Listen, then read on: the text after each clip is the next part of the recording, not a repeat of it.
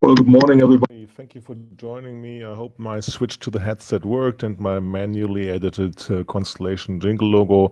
Welcome to my takeaways of the Sunday morning keynote at Oracle OpenWorld.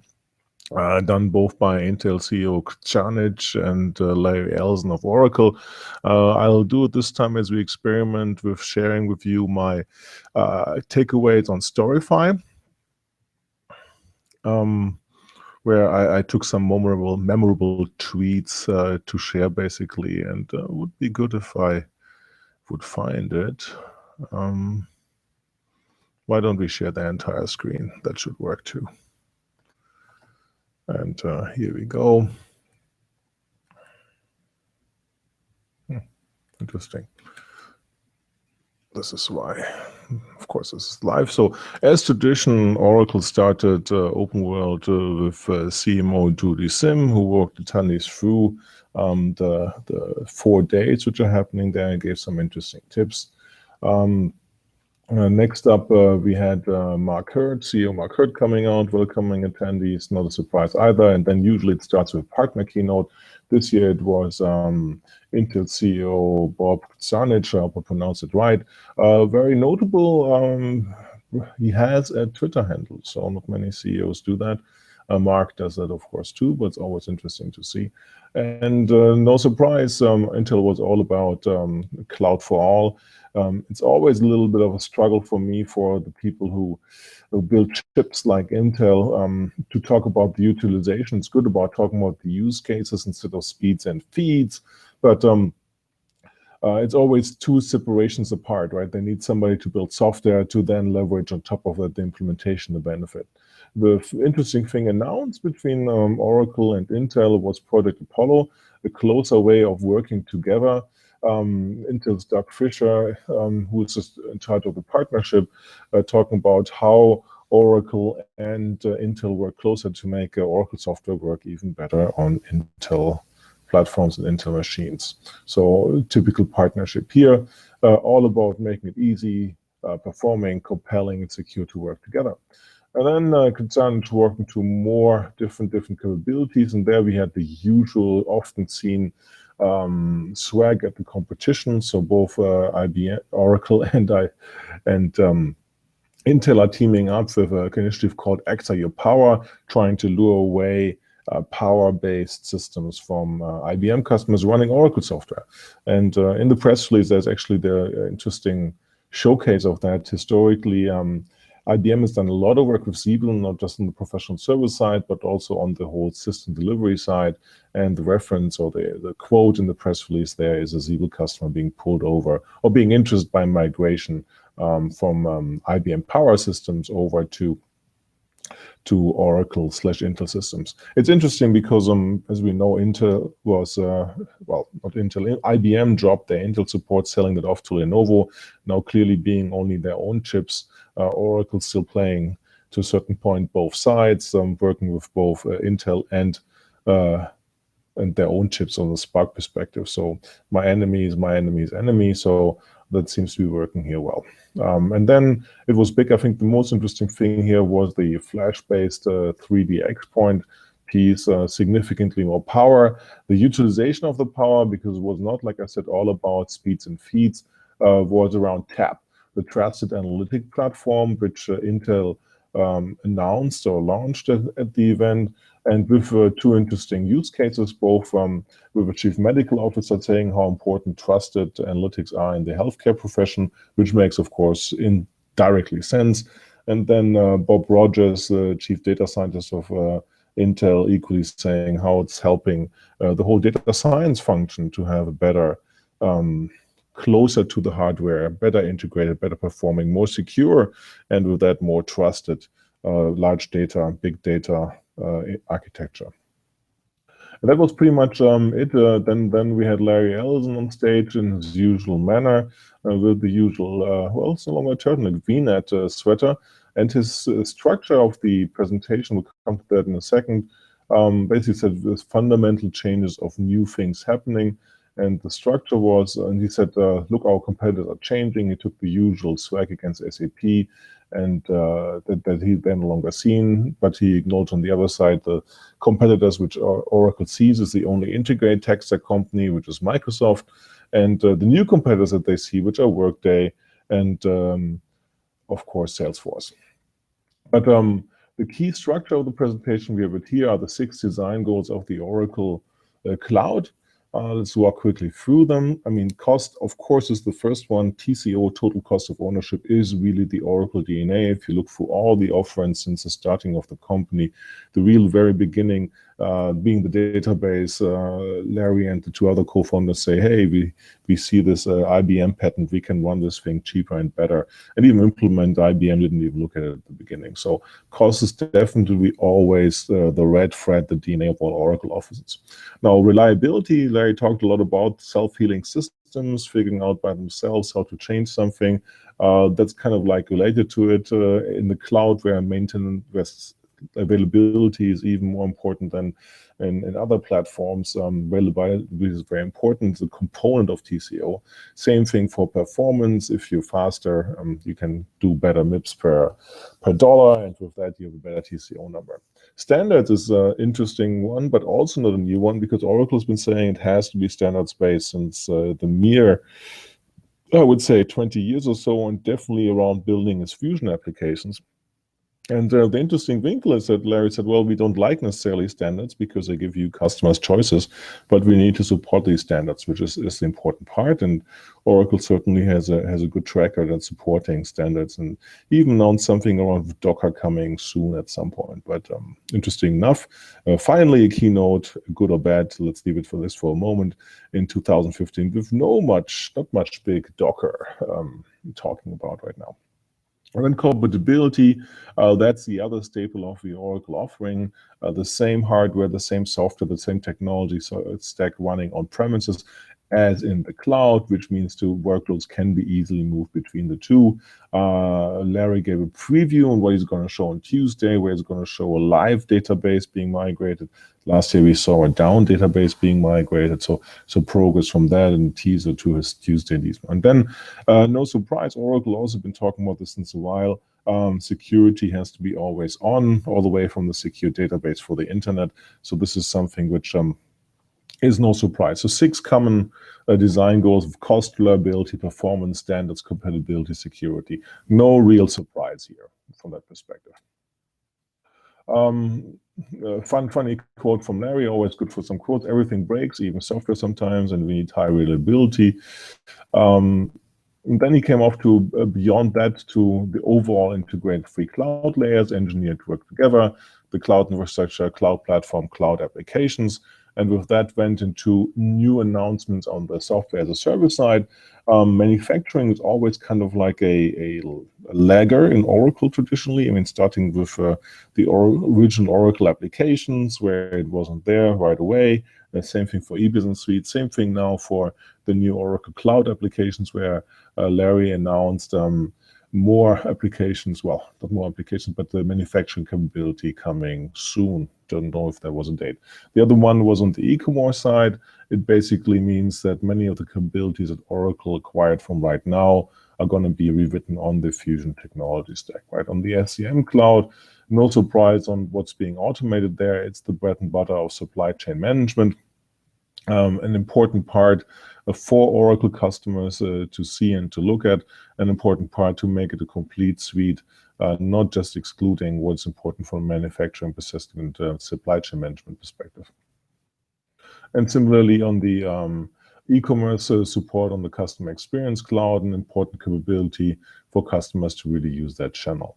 Another big point, again, last year OpenWorld was all about PaaS. We didn't hear PaaS that much, but the extensibility is an important thing for Oracle. Larry stressed that with the application builder cloud service, with the mobile cloud service, integration cloud service, where it's easy for business users, right? That is the key design goal, which is the new trend, and which potentially sets the Oracle offerings apart, that thanks to pre-built capabilities, thanks to mashup capabilities, a business user can combine and build these extensions to SaaS applications by themselves. Now, interesting, as I share the desktop. You see some of my emails coming in, but hey, that's the price of being live. He showed the mobile capabilities, which was shown last year. And then very interesting, Oracle announced on the HCM side in February or March at the HCM World Congress a new learning module. That learning module goes now truly horizontal. It goes across the Oracle cloud applications.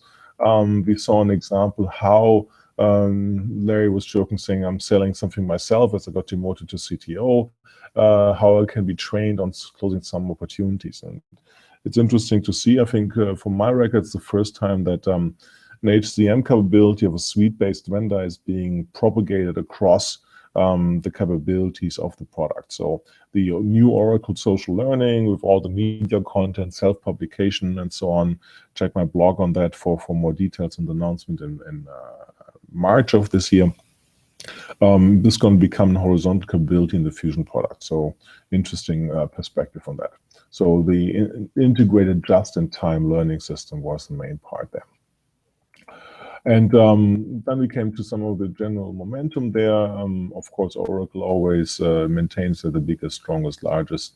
They may getting there number-wise. They have 1,300 ARP customers today, 5,000 HCM customers, of which Larry said, honestly enough, 4,000 are the former Taleo customers, 1,000 core Fusion HCM customers still in the part of that, and that's coming toe-to-toe with Workday.